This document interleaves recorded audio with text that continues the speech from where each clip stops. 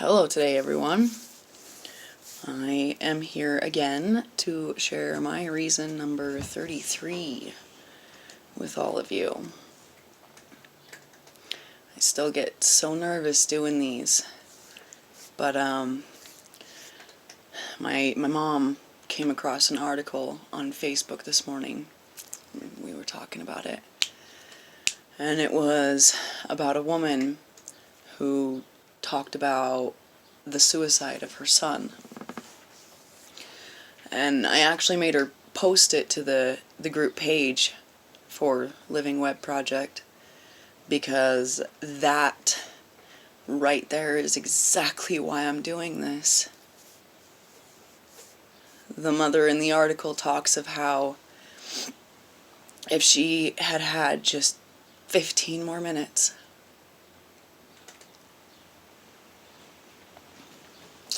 so come on guys, keep watching, keep sharing, please share it.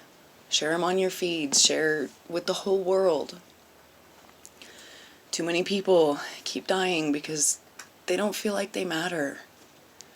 Please help me remind them that they do before it's too late. Why they all do.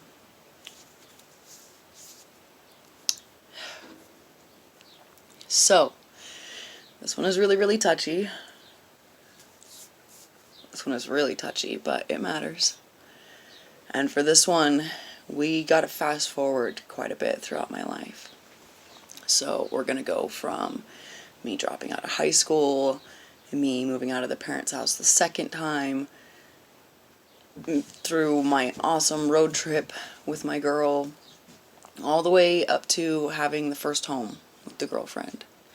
And we had just barely moved into a new apartment after dealing with a really crazy, shitty landlord at our first place.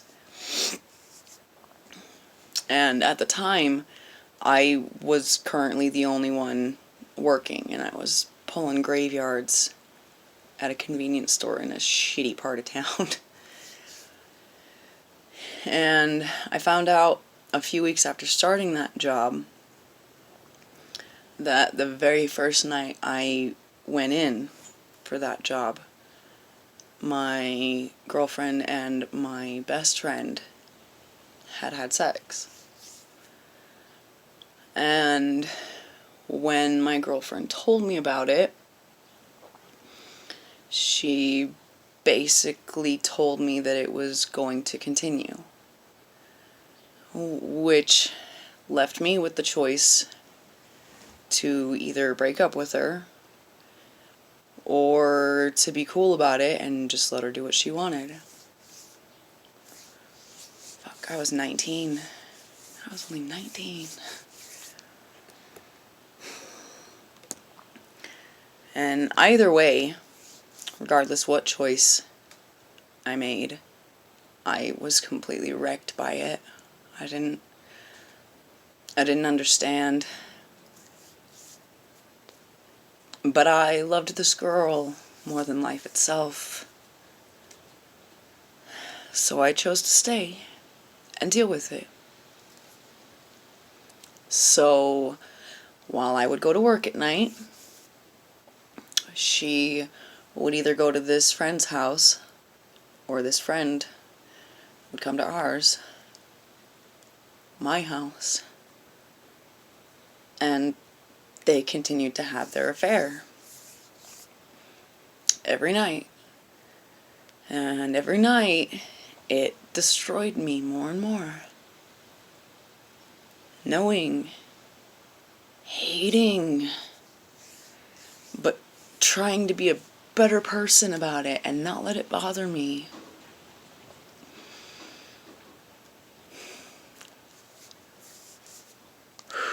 But God, it did. So much rage and so much hurt. We only had one vehicle between us. And as I said before, I was the only one working at the time. And there were many times that when I would clock off in the mornings,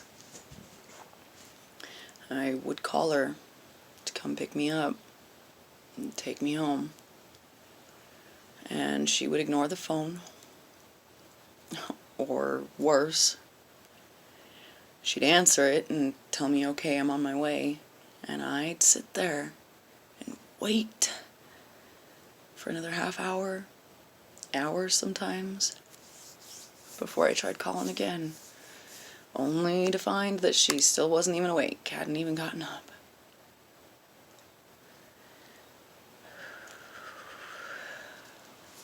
Only to find that she was still snuggling or fucking or whatever she was doing with my best friend that was so much more important than picking up your girlfriend from work. And within just a few weeks, I became both suicidal and homicidal for the first time in my life. I began to dream up ways that I could kill this so-called best friend of mine, and then end my own life as well. I got very sad, very angry, very dark. And it all happened very quickly. I went to work every night, wondering if that night was going to be the final straw. And by morning, I would just be gone. No one would know where. No mess to clean up. Just a problem removed. That's where this woman comes in.